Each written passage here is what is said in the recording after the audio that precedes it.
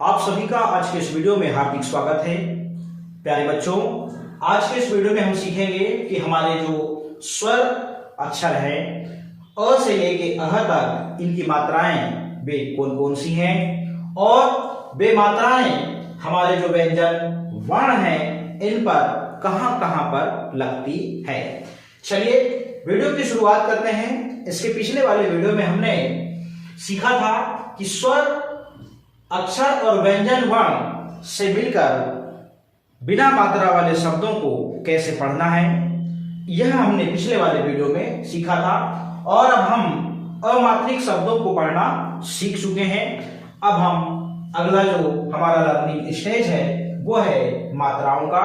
तो इस वीडियो में मात्राओं से परिचय हो रहा है और मात्राएं व्यंजन वर्णों में कौन सी मात्रा कहां लगती है यह आज हम सीखेंगे।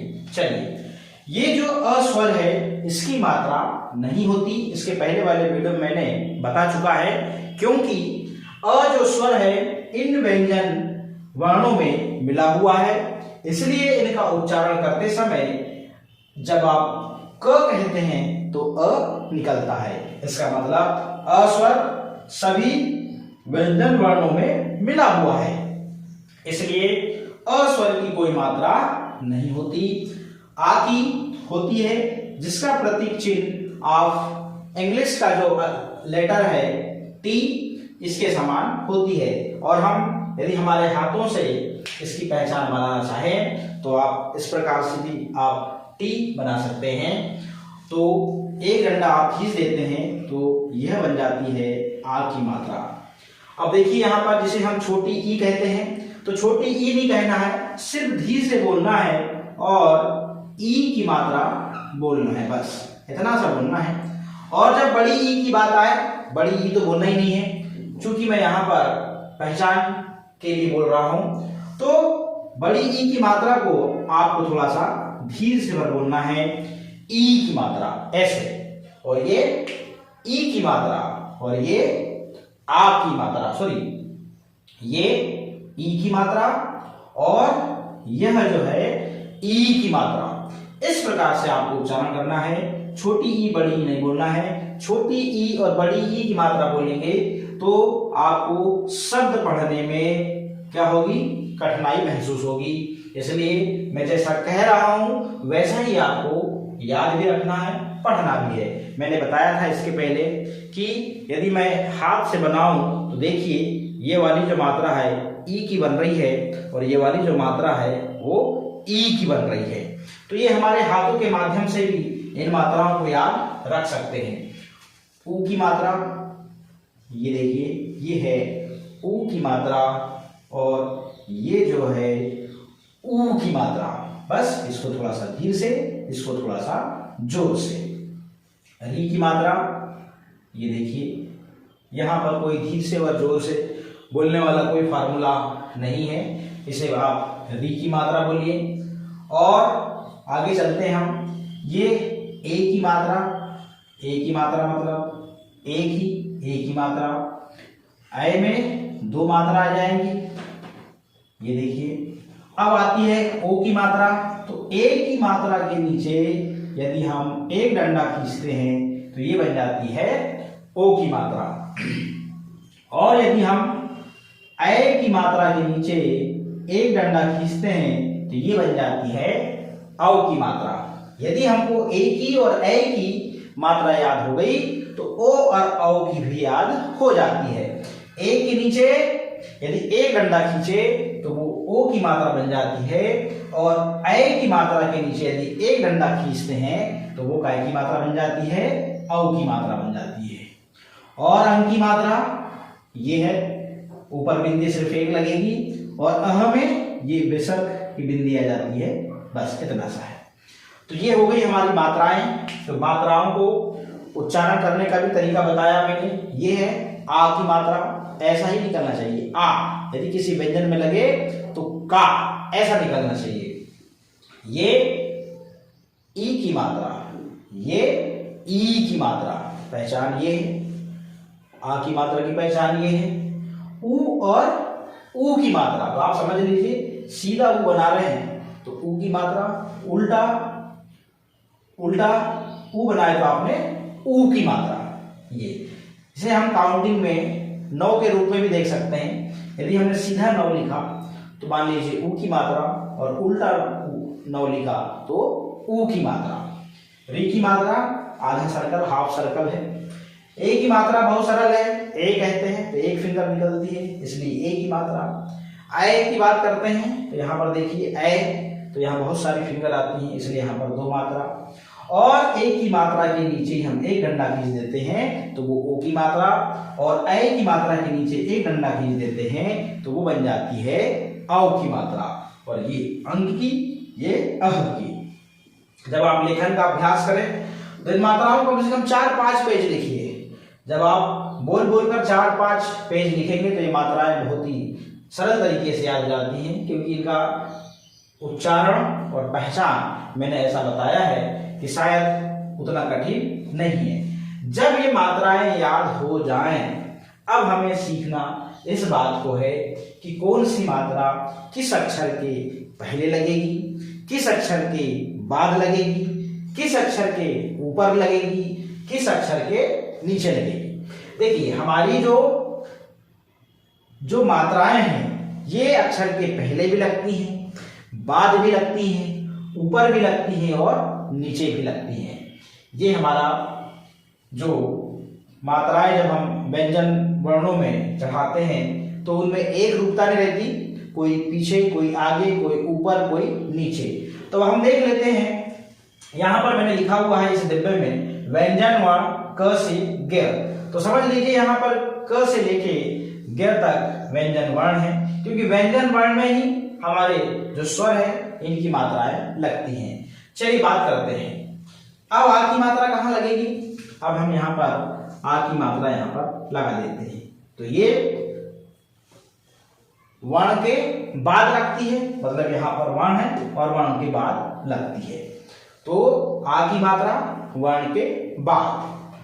अब हम बात करें ई की मात्रा, तो ई की मात्रा जो है वो पहले लगती है किसी वर्ण के, इसलिए हमने यहाँ पर वर्ण के पहले लिखा।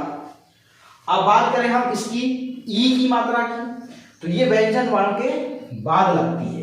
ये देखिए हम यहाँ पर बाद में लिखेंगे इसको, क्योंकि ये ई की मात्रा व्यंजन वर्ण के बाद लगती है। अब हम बात करें इस ऊ की, तो ये व्यंजन वर्ण के नीचे लगती है, तो इस मात्रा को हम नीचे लिख देंगे। और ऊ की भी मात्रा इसी व्यंजन वर्ण के नीचे ही लगती है ये हमेशा। और री की मात्रा ये भी व्यंजन वर्ण के नीचे लगती है। अब हम बात करें ए की, तो ये व्यंजन वर्ण के ऊपर लगती है। ए की मात्रा ये भी व्यंजन वर्ण के ऊपर लगती है। अब देखिए ओ की मात्रा ये व्यंजन वर्ण के बाद लगती है। ओ की मात्रा कहाँ लगती है? व्यंजन वर्ण के बाद। औ की मात्रा ये भी व्यंजन वर्ण के बाद लगती है। यहाँ पर देखिए हमने यहाँ पर इसको भी लिख दिया, ये हो गई औ की मात्रा। अंग की मात्रा ये व्यंजन वर्ण के ऊपर लगती है। और अह की ये जो है व्यंजन वर्ण के बाद लगती है। ये देखिए, तो पहले मात्र ई की मात्रा लगी, मतलब पहले एक मात्रा लगी, बाद में 1 2 3 4 5, बाद में 5 मात्रा लगी, और ऊपर 3 मात्रा लगी, और नीचे 3 मात्रा लगी। इस प्रकार से हमने अब यह सीखा कि मान लीजिए हमारा जो व्यंजन वर्ण है क, अब हम क को ही ले लेते हैं। अब यहाँ पे देखिए हमने ये क लिखा, ठीक है ना। तो क लेते हैं पहले। क में यदि हम आ की मात्रा लगाते हैं, तो क में यदि हम आ की मात्रा लगाते हैं, इसको अब हम यहाँ पर समझते हैं। ये व्यंजन वर्ण हमने क लिया, अब कैसे लग रही है ये भी देख लेते हैं। तो मैंने बताया आ की मात्रा व्यंजन वर्ण के ये बाद लगती है, ये देखिए ये। फिर बताया मैंने ई की मात्रा व्यंजन वर्ण के पहले, तो हमने यहाँ पर क लिखा, और ई की मात्रा इस वर्ण के पहले लगती है, तो ये हो गया की, ये हो गया का। और ई की मात्रा व्यंजन वर्ण के बाद, ई की मात्रा ये व्यंजन वर्ण के बाद ऐसे। अब पता तो रहे हमें कि कौन सी मात्रा कहाँ लग रही है। अब बात करें हम ऊ की, तो ये व्यंजन वर्ण के नीचे, तो यहां पर हमने क लिखा और यहां पर हमने ऊ की मात्रा लगा दिया, तो क्या हो गया ये कु। अब ऊ की मात्रा ये भी व्यंजन वर्ण के कहाँ लगती है, नीचे ही लगती है, ये देखिए। फिर है री की मात्रा, ये भी व्यंजन वर्ण के कहाँ लगती है, नीचे, ये हो गया क्र, ये हो गया कु, कु क्र। अब बात करते हैं हम ए की मात्रा, ये व्यंजन वर्ण की कहाँ लगेगी, ऊपर लगेगी, तो यहां पर हमने क लिखा और इसकी मात्रा इस वर्ण के ऊपर लगी, तो ये हो गया के। और ए की मात्रा व्यंजन वर्ण की कहाँ लगती है, ये भी ऊपर ही लगती है, तो ए की मात्रा इस वर्ण पर लग रही है, तो ये हो गया कै। ठीक है ना। अब बात आती है किसकी, ओ की मात्रा, ये व्यंजन वर्ण के बाद लगती है, कैसे, तो यहां पर हमने लिखा क और ये लगी ओ की मात्रा, ये क्या हो गया को। और औ की मात्रा भी व्यंजन वर्ण के कहाँ लगती है, बाद लगती है, ये देखिए औ, तो ये क्या हो गया क। अंग की मात्रा व्यंजन वर्ण के ऊपर, तो यहां पर हमने क लिखा और ये ऊपर मात्रा लगाया, तो ये हो गया कम। और अह की मात्रा व्यंजन वर्ण के बाद, तो यहां पर हमने ये क लिखा और ये मात्रा विसर्ग की, ये अह की बाद में, तो ये हो गया कह। इस प्रकार से जो मात्रा जिस व्यंजन वर्ण में लगती है उसका उच्चारण उस मात्रा के समान होने लगता है। देखिए ये क है, यहां पर आ की लगी तो आ के समान इसका उच्चारण होने लगा, कैसे का। यहां पर देखिए ये ई की मात्रा, तो इस व्यंजन वर्ण क का उच्चारण ई के समान होने लगा की। ये क है, यहां पर ये ई की मात्रा है, तो इसका उच्चारण की, मतलब उस मात्रा के समान होने लगता है। ये क है, यहां पर ये ऊ की मात्रा है, तो इसका उच्चारण इस मात्रा के समान होगा कु। ये क है, इसमें ऊ की मात्रा है, तो इसका उच्चारण इस व्यंजन वर्ण का इस मात्रा के अनुसार होगा कु। यहां पर देखिए क है और ये री की मात्रा है, तो इस व्यंजन वर्ण का उच्चारण इस री के समान होने लगेगा क्र। क है, ये ए की मात्रा है, इस क का उच्चारण इस व्यंजन, ये ए की मात्रा, ये क है, इस व्यंजन वर्ण का इस मात्रा के समान उच्चारण होने लगा। ए की मात्रा के, ये क है, ये ए की मात्रा है, इसका उच्चारण इस मात्रा के समान, ये ए की तो कै। ये ओ की मात्रा है, इस व्यंजन वर्ण का उच्चारण इस ओ के समान होने लगा को। ये क है, ये औ की मात्रा है, तो इसका उच्चारण इस मात्रा के समान कौ। ये अंग की मात्रा है, ये क है, इसका उच्चारण इस मात्रा के अनुसार कंग। ये अह की मात्रा है, इस व्यंजन वर्ण का उच्चारण इस मात्रा के अनुसार कह। तो कहने का मतलब ये है कि जिस व्यंजन वर्ण में जो मात्रा लगेगी उस व्यंजन वर्ण का उच्चारण उस मात्रा के अनुसार होने लगता है। तो आज के वीडियो में हमने ये सीखा कि ये स्वर की मात्राएं कौन कौन सी होती हैं। दूसरी बात हमने ये सीखा कि ये जो मात्राएं हैं व्यंजन वर्ण के कहां कहां लगती है, कौन कौन सी मात्रा व्यंजन वर्ण के कहां कहां लगती है। मतलब चारों दिशाओं में लगती है, पहले भी लगती है, बाद में भी लगती है, ऊपर भी लगती है, नीचे भी लगती है। तो पहले लगने वाली मात्राएं अलग हैं, बाद में लगने वाली मात्राएं अलग हैं। ऊपर लगने वाली मात्राएं अलग हैं, नीचे लगने वाली मात्राएं अलग हैं। तो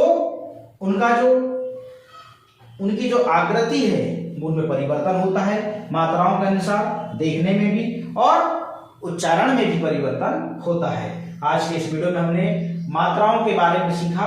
अब हम इन मात्राओं को आगे वाले वीडियो में एक मात्रा को पूरे व्यंजन वर्ण में लगाएंगे और उनका उच्चारण सीखेंगे और उनसे बनने वाले शब्द भी हम बनाएंगे और उनका भी उच्चारण सीखेंगे। आज के इस वीडियो में इतना ही, फिर मिलेंगे बहुत जल्दी। बहुत बहुत धन्यवाद।